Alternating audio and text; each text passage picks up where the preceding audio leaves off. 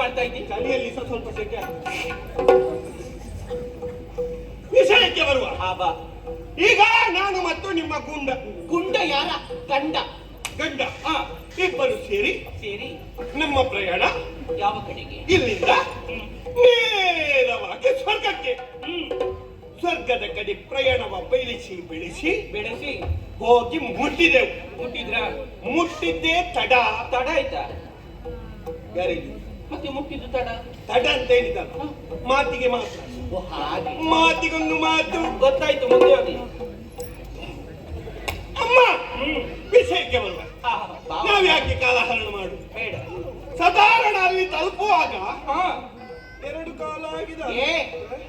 ಕಾಲ್ನಡಿಗೆಯಲ್ಲಿ ಸಾಗಿದವರು 2 ಕಾಲು ಒಂದು ಲೆಕ್ಕ ಆಗಿದೆ. ದೂರದ ಪ್ರಯಾಣ ಅಲ್ಲ. ಹೋಗಿ ಎಲ್ಲಿದ್ದಾರೆ ದೇವತೆಗಳು ಹುಡುಕಿ ಅವರನ್ನು ಅಲ್ಲಿಂದ ಓಡಿಸಬೇಕು ಎನ್ನುವಂತ ನಿರ್ಧಾರದಲ್ಲಿ ನಾವಿದ್ದೆವು. ವಿಷಯ ಗೊತ್ತಾಯ್ತಲ್ಲ. ಒಳಗಡೆ ಸುರಪ್ಪನಿಗೆ ವಿಷಯ ಗೊತ್ತಾಯ್ತು. ಆಟದವರೆಲ್ಲ ಆಗಲೇ ಬಂದಿದ್ದಾರೆ. ಯಾರು ನಿನ್ನ ಸಂತಾನದವರು? ಹಠದವರು ಸ್ವರ್ಗ ಸಿಗಬೇಕೆನ್ನುವ ಹಠ ಇದ್ದವರು. ಹಠದವರು ಮೊದಲೇ ಬಂದಿದ್ದಾರೆ. ನಾವು ಸಿದ್ಧರಾಗೋಣ ಎನ್ನುವ ಹಾಗೆ ಅಲ್ಲಿ ದೇವತೆಗಳಿಗೆಲ್ಲ ಅಪ್ಪಣೆ ಮಾಡಿದಂತೆ ದೇವೇಂದ್ರ ಬಂದ್ರ. ಎಷ್ಟಾದಿಕ್ಪಾಲಕರು? ಎಷ್ಟಾದಿಕ್ಪಾಲಕರು? ಅದು ಅಷ್ಟದಿಕ್ಪಾಲಕ. ಅಷ್ಟದಿಕ್ಪಾಲಕ. ಒಬ್ಬೊಬ್ಬರೇ ಸಾಧಾರಣ 8 ಮಂದಿ ಬಂದ್ರು. ಅದಕ್ಕೆ ಹೇಳುದು ಅಷ್ಟ ಅಂತ. ಯಾವಾಗದಿಂದ? ಅದು ಮೊನ್ನೆಯಿಂದ ಆದದ್ದು. ಅಷ್ಟ ಅಂತ ಹೇಳಿದ್ರೆ 8. ಕಮ್ಮಿ ಮಾಡಿದ್ರ? ಯಾರು ಹೇಳಿದ್ದು? ಅದಿರುವುದೇ ಹಾಗೆ. ಅಷ್ಟಕ್ಕೆ ನಾವೊಂದು ಯಾಕೆ ನಮ್ಮ ಸಂಬಂಧ ಹಾಳು ಮಾಡುದು? ಯಾರು? ತಾಯಿ ಮಗನ ಸಂಬಂಧ. ಅದರೊಂದು ತಾಯಿ ಮಗನ ಸಂಬಂಧ ಯಾಕೆ? ಅಷ್ಟದ ವಿಷಯದಲ್ಲಿ ನಷ್ಟ ಆಗುದು. ಇರಲಿ. ಅಷ್ಟ ಆದ್ರೆ 8 ಮಂದಿ ಬಂದ್ರು. ಯುದ್ಧಕ್ಕಾಗಿ ನಿಮ್ಮ ಗಂಡನೆದುರು ನಿಂತರು.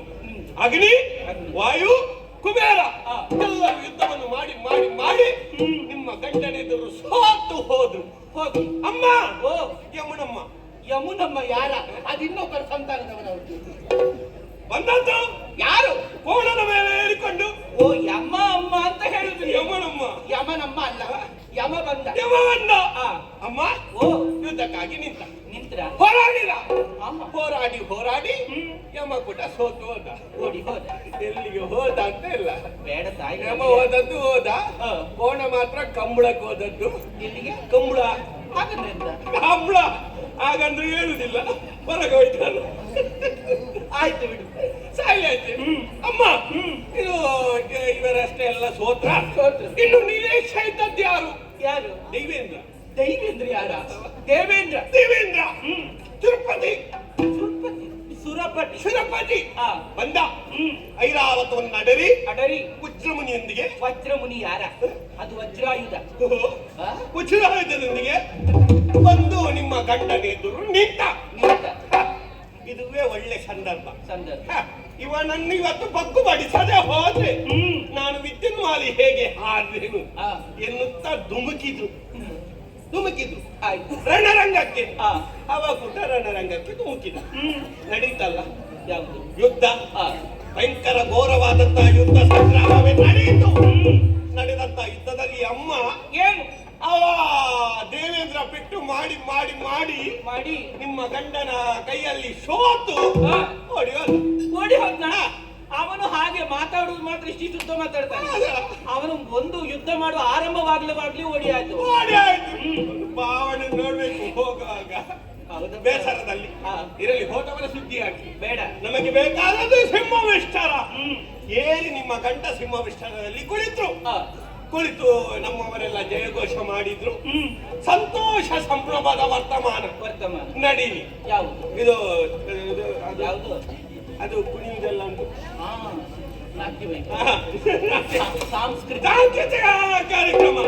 ಸಾಂಸ್ಕೃತಿಕ ಕಾರ್ಯಕ್ರಮ. ರಂಬೆ, ಊರ್ವಶಿ, ಮೆಣಕ ನಿನ್ನ ಕುಟುಂಬದವನು. ಮೇನಕ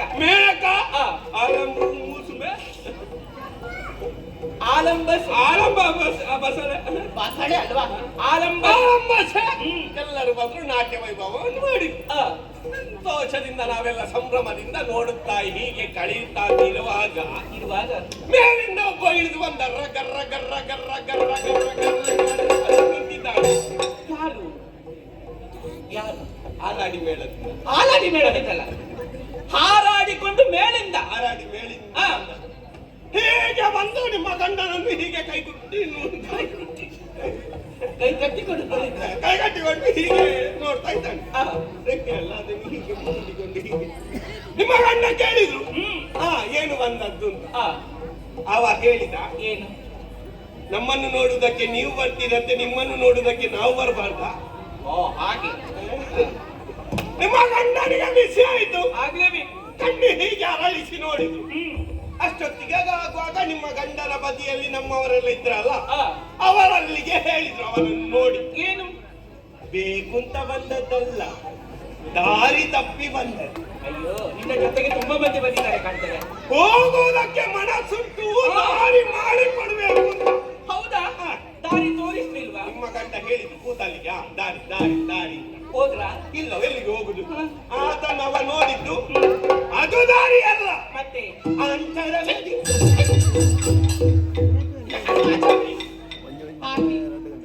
ನಿನ್ನದೇನು ಭಾವನೆ ಬದಲಾಗಿದೆ ನಿನ್ನದು. ಒಮ್ಮೊಮ್ಮೆ ಹಾಗೆ ಅಲ್ಲ ನೀನು? ಅಂತರಂಗದಿಂದ ಗೊತ್ತಾಯ್ತು ನನಗೆ.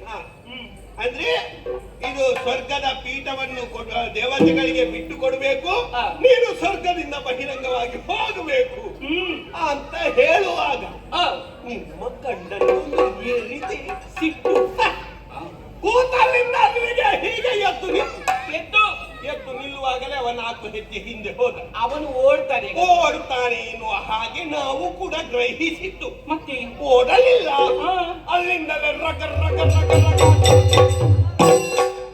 ಅಂದ್ರೆ ನಿಮ್ಮ ಗಂಡನ ಮೃತ್ಯು ಆಯ್ತು. ನನ್ನವರಿಗೆ ಹೊರಟನ ಅವರು ಸುಮ್ಮನೆ ಬಿಡ್ಲಿಕ್ಕಿಲ್ಲಪ್ಪ.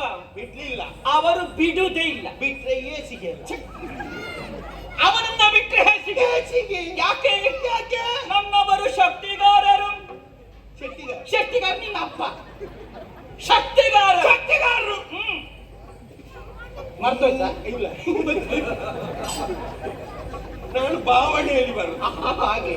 ಹೀಗೆ ಇದ್ರ ಬೇಗ ಮತ್ತೊಮ್ಮೆ ದಿಟ್ಟಿಸಿ ಒಂದು ಕಾವನ್ನು ಹೀಗೆ ಎದುರಿದ್ದು ಅವ 4 ಹೆಜ್ಜೆ ಮತ್ತೆ ಹಿಂದೆ ಹೋದ.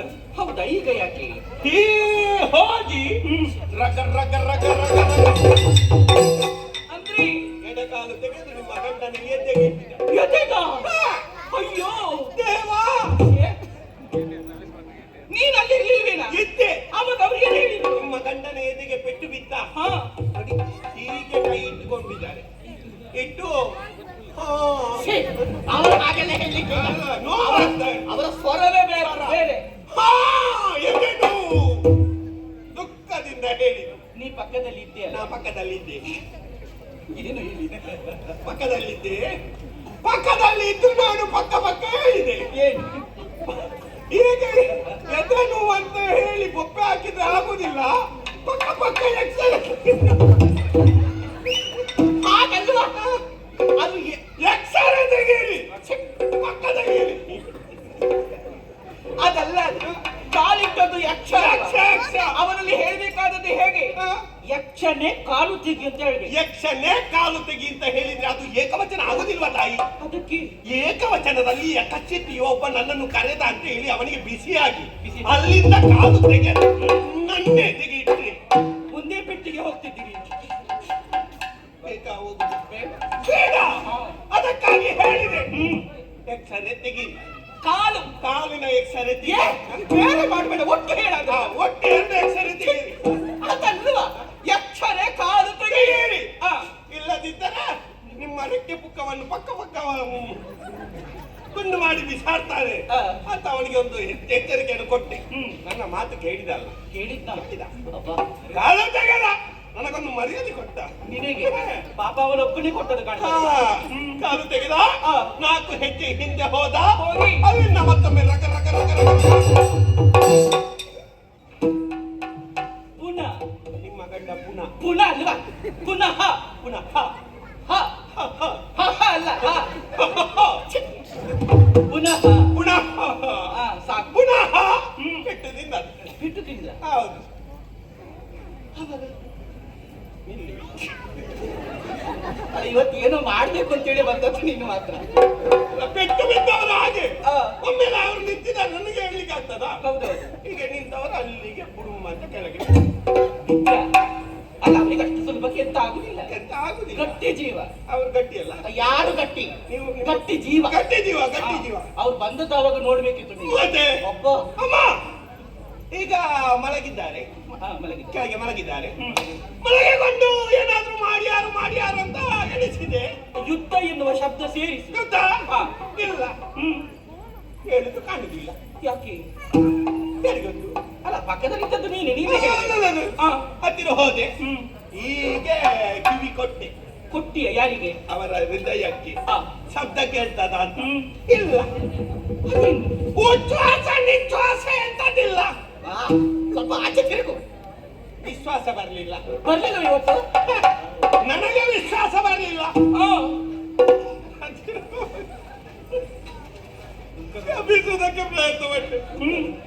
ಬಾ, ಓ ಇನ್ನು ನೋಡಿ, ಇದೇ ಇನ್ನಿರೋದು. ಇಲ್ಲ, ಹೇಳುದು ಕಾಣುದಿಲ್ಲ. ಹೌದಾ? ಆ, ಏನಾಯ್ತಪ್ಪ? ಸರಿಯ